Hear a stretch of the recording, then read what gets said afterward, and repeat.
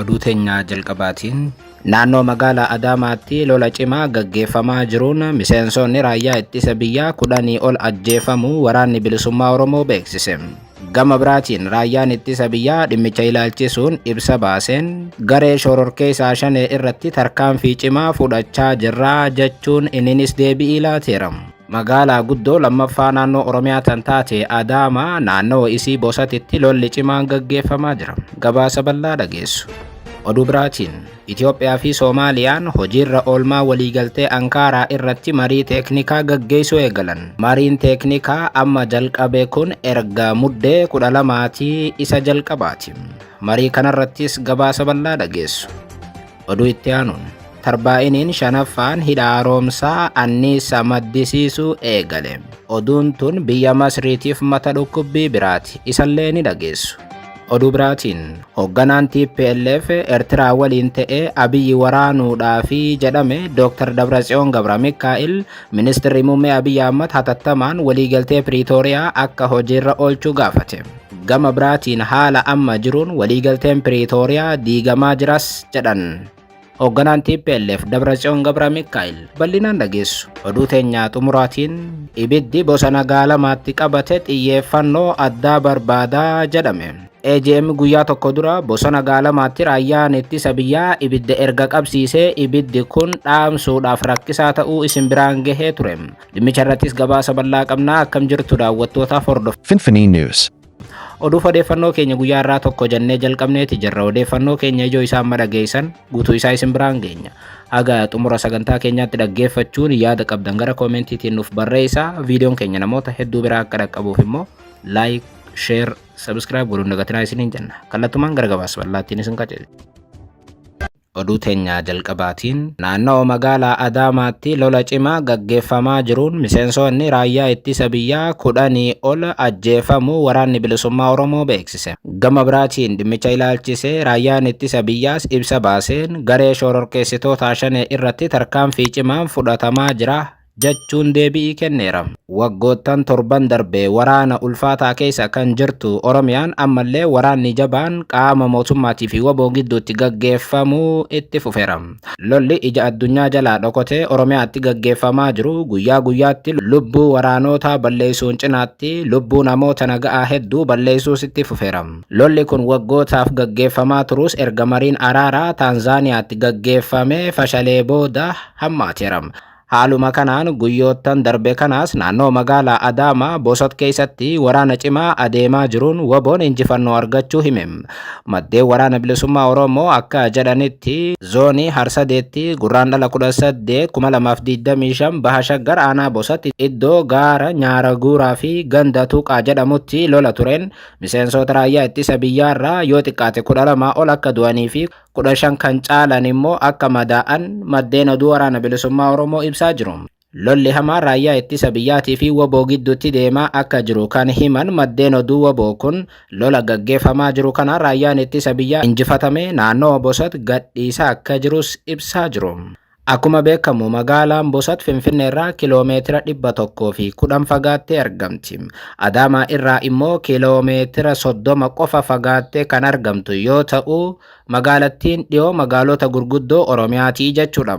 Godina Shawaa Bahaa keessatti kan argamtu Bosot yeroo garagaraatti bakka waraanni hamaan itti gaggeeffamu namni butamee itti ukkaanfamu keessaas ishee tokko. Lola amma naannoo Adaamaatti gaggeeffamaa jiru kana ilaalchisee raayyaan ittisa biyyaa gama isaatiin ibsa baaseen garee shororkeessitoota shanee harka kennachuu didan barbadeessineerra jechuun barreesseera. Raayyaan ittisa biyyaa gama miidiyaa hawaasaa isaatiin akka jedhetti godina Shawaa Bahaa aanaa Bosot qarqara laga Awaashitti duula gaggeeffameen waraanni bilisummaa Oromoo hedduu barbadeeffamaniiru jechuun Facebookii gubbaatti katabam. Haa ta'u malee gama waraana bilisummaa Oromoo kanarraa meeqa akka ajjeese raayyaan ittisa biyyaa hin ibsine. Walumaa galatti wal waraansi hamaan naannawichatti gaggeeffamaa jiraachuu raayyaan ittisa biyyaas mirkaneessuu isaati.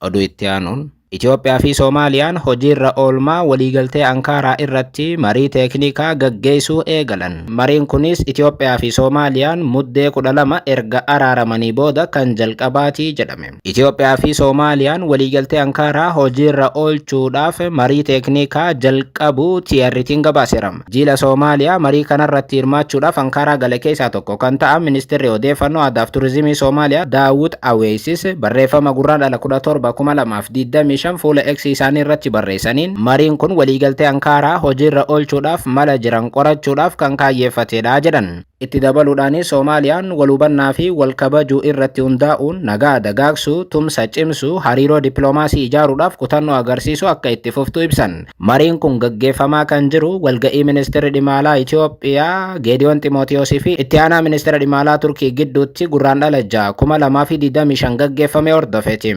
Ministeerri Dhimma Alaa Itoophiyaa biyyoonni lamaan waliigalticha irratti gama teeknikaa irratti yaada wal jijjiiraniiru jechuun ibseera.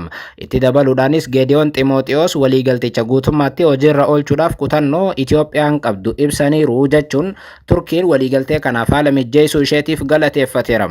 Waliigalteen dhuma bara 2024 Ankaaraatti pirezidaantii Turkii Rajab Tayyip Erdogan, ministeera muummee Abiy Ahmad akkasumas ammoo pirezidaantii Soomaaliyaa Hassan Sheikh Mohamud gidduutti mallatteeffame birmadummaa, tokkummaa akkasumas walabummaa fi tokkummaa daangaa waliif kabajuu kan jedhudha.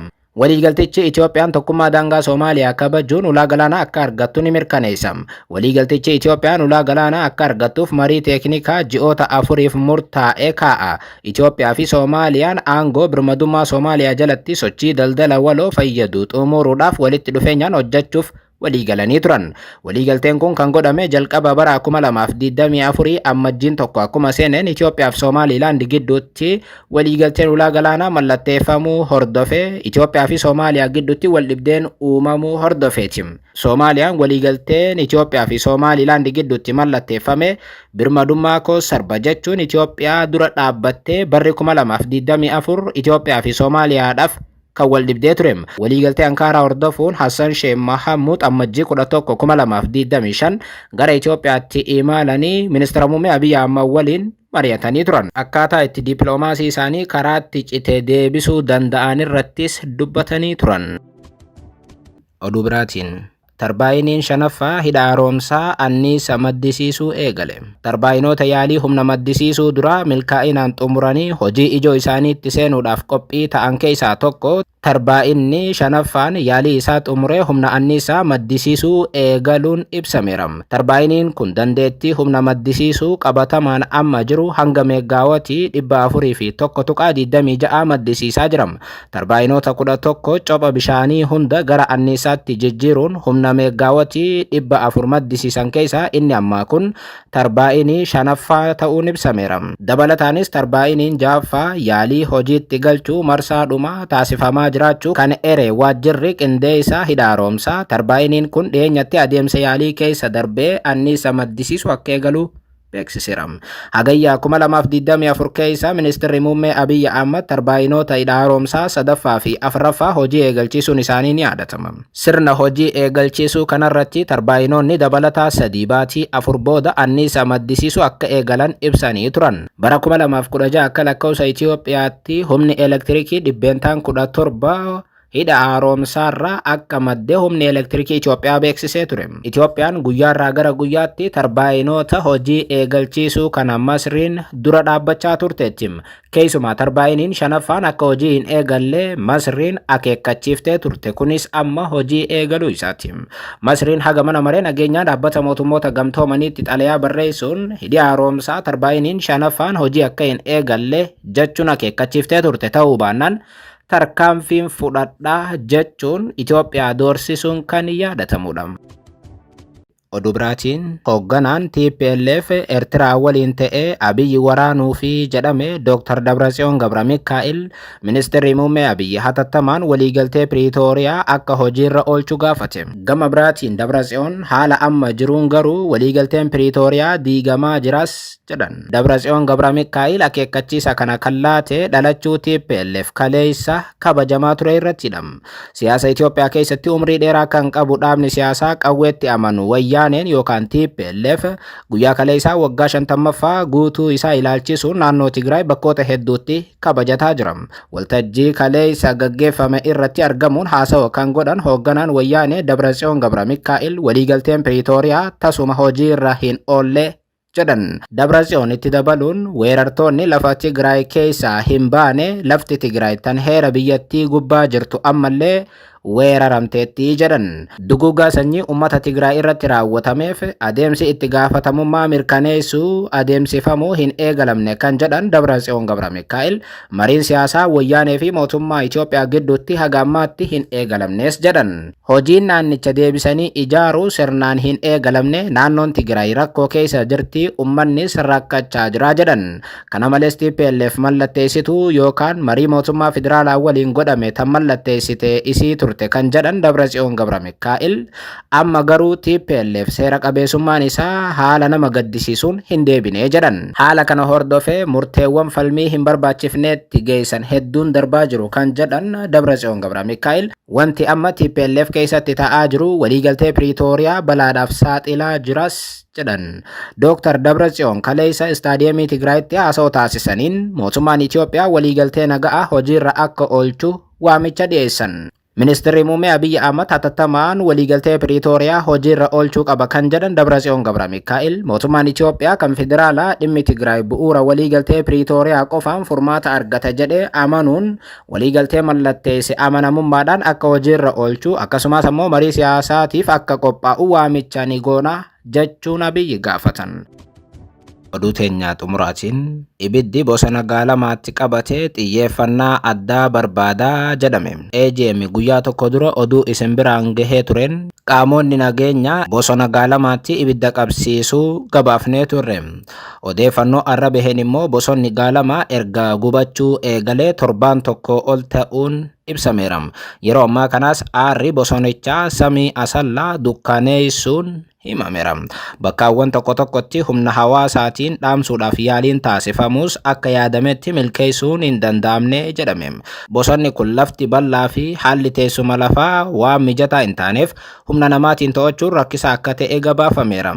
Bosonichi gadamsa, qeerransaa fi karkarroofaa dabalatee bineensota bosonaatiin kan badhaadhe waan ta'eef ibiddichi kana caalaa hammaatee itti fufnaan hubaatii guddaa akka dhaqqabsiisus eerameera. Odeeffannoo AGM qabuun sababii raayyaan ittisa biyyaa ibidda bosona kanatti qabsiiseef waraana bilisummaa Oromootu keessa jira jechuun. Balaa mudate kana sadarkaa Oromiyaatti qaamonni dhimmi ilaallatu hundatti beeksifamus mootummaan naannoo Oromiyaa bosona isaa guddaa gubachaa jiru kana tuffatee dhiisuun himameera.